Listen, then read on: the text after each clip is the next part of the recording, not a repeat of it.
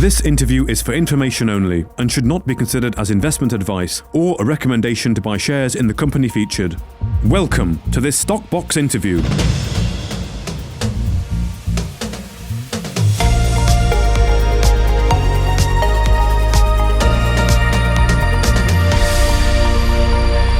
Hello, welcome to Stock Box. Joining me today is Mark Sale, the CEO of First Class Metals. Hi, Mark. Great to have you with us today. Hi, Pam. Nice to be back talking to you.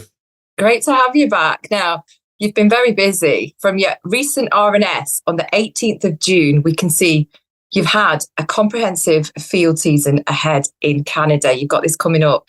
Now, you're active on several projects. Let's start with Sunbeam.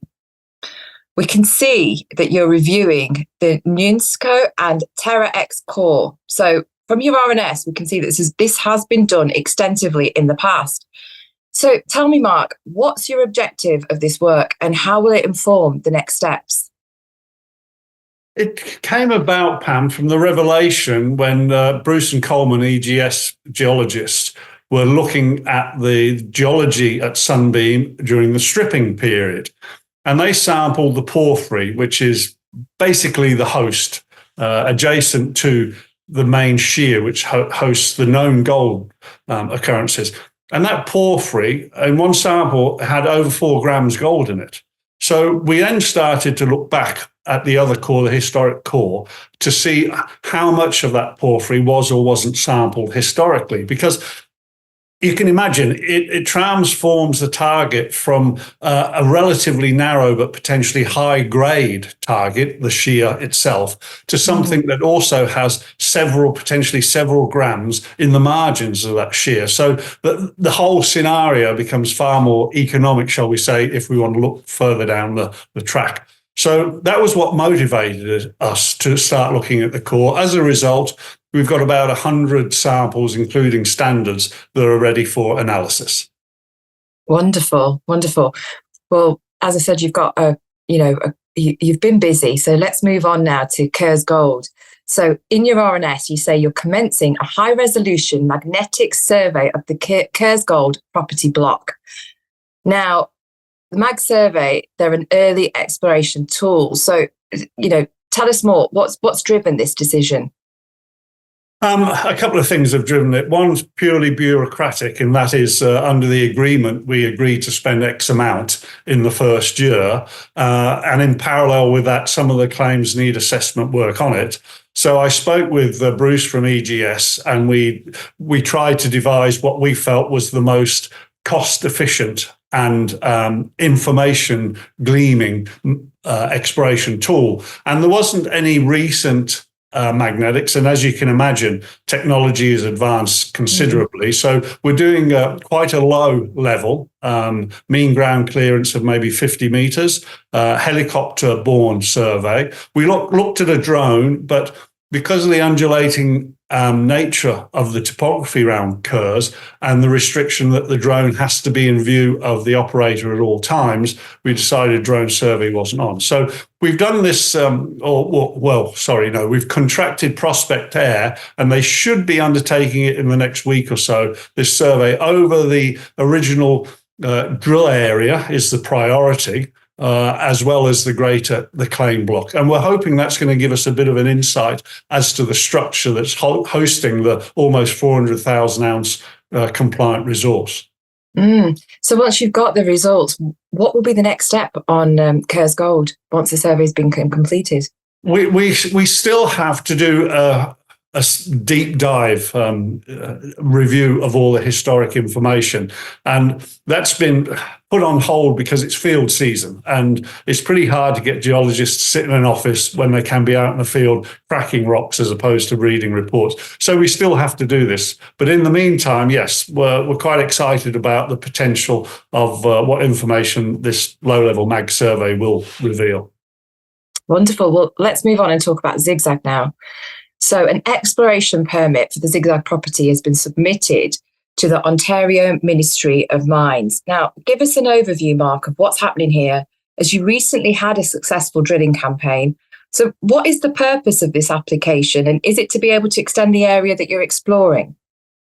The original application, which was submitted by Nuinsco, in order to get it by, shall we say, the relevant authorities, including the First Nations, was quite restrictive.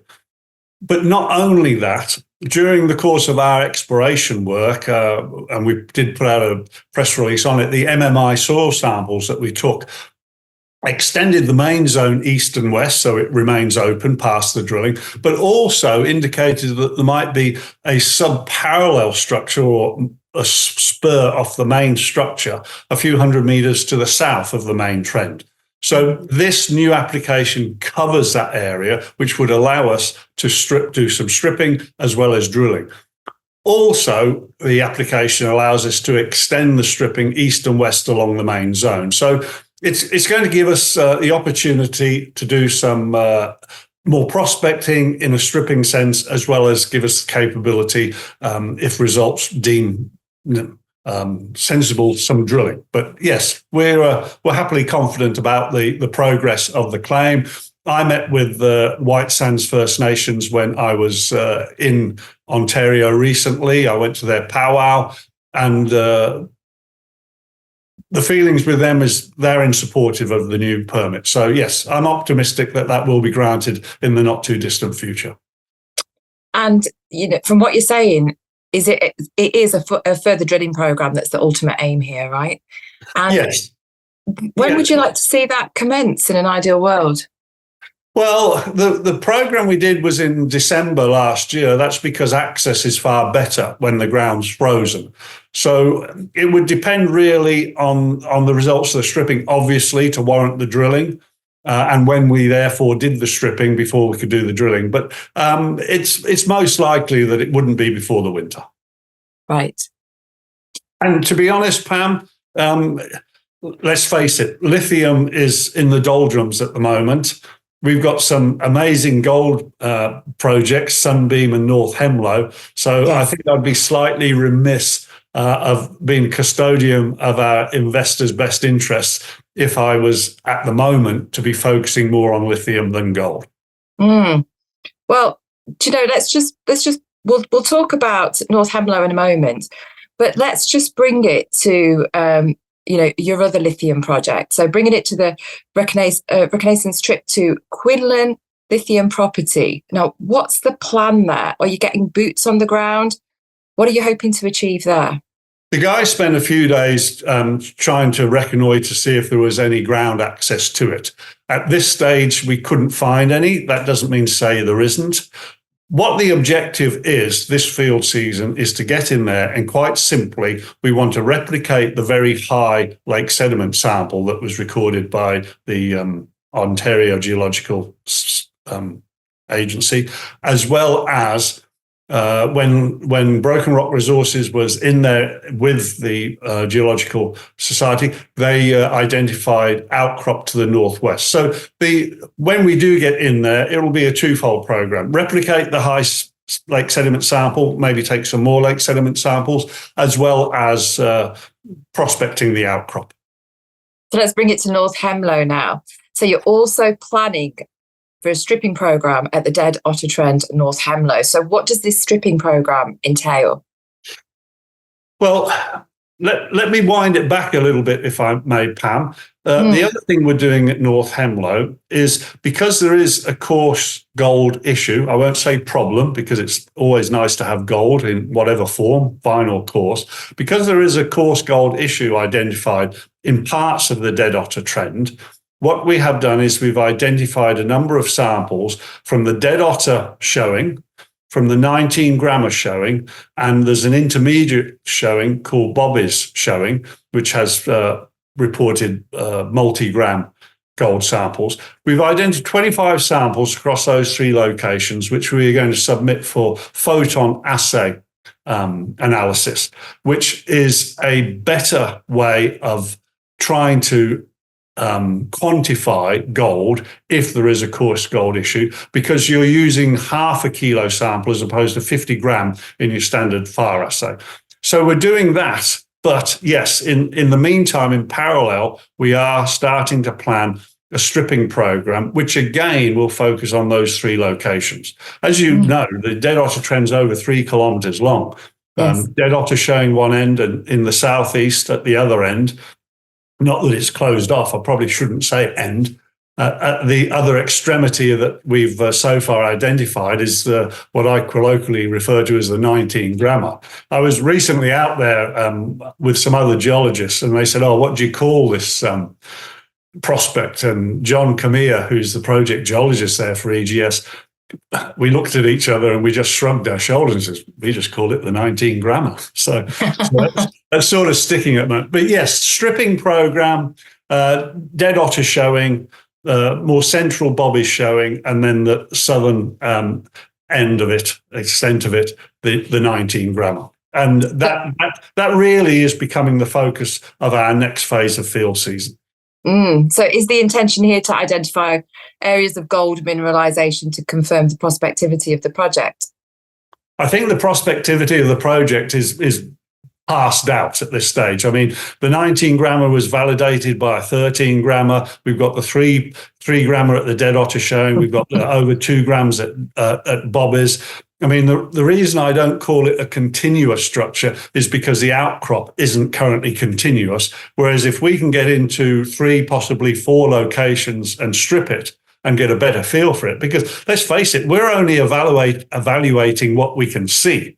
We don't actually know what might be under some of the cedar swamp or some of the moss mats. We could have I'm of the mind we could have a tiger by the tail.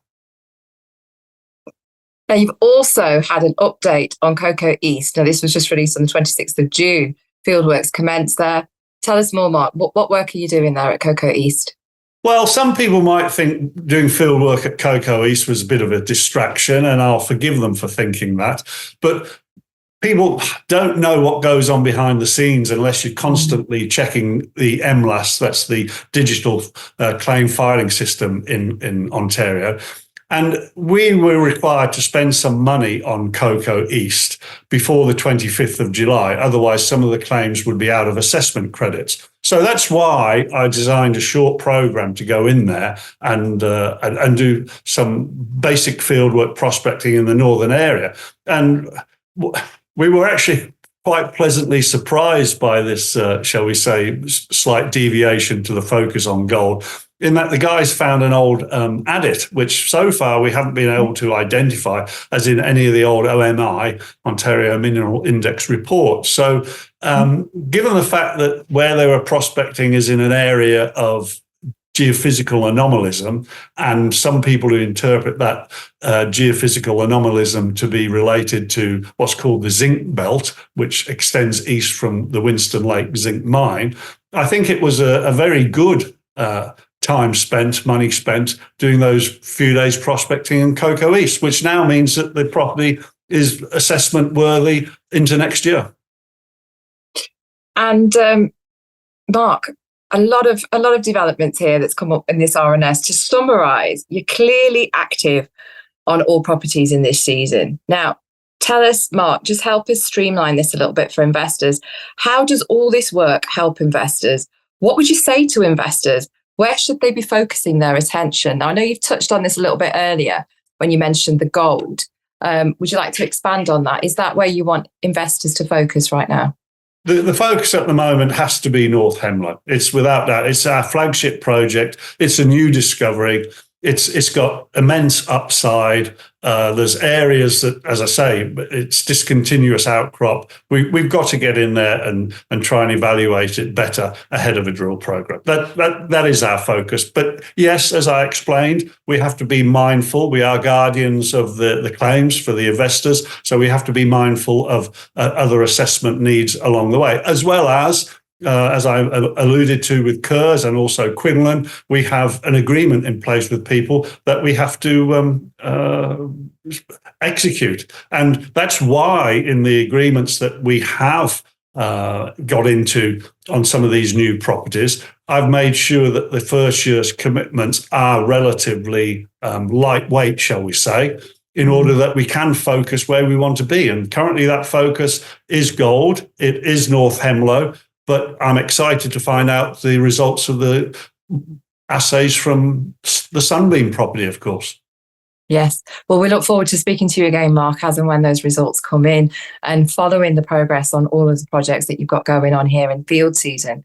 But wonderful to speak to you today again, Mark. Yes, it's a pleasure always, Pam. If you enjoyed this interview, then give us a thumbs up, a like or a retweet. Subscribe to us on YouTube or follow us on Twitter and hit that notification bell to be the first to know when we release new content. There's loads of great content on our website too, across all our programmes at stockboxmedia.com. Thank you for watching.